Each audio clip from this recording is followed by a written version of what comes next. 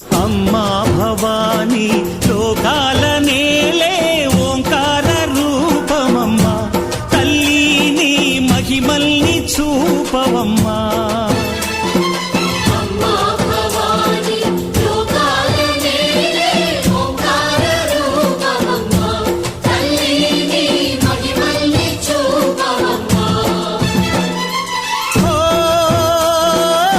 సృష్టికే దీపమా, శక్తికే మూలమా, సింహరథమే నీదమ్మా.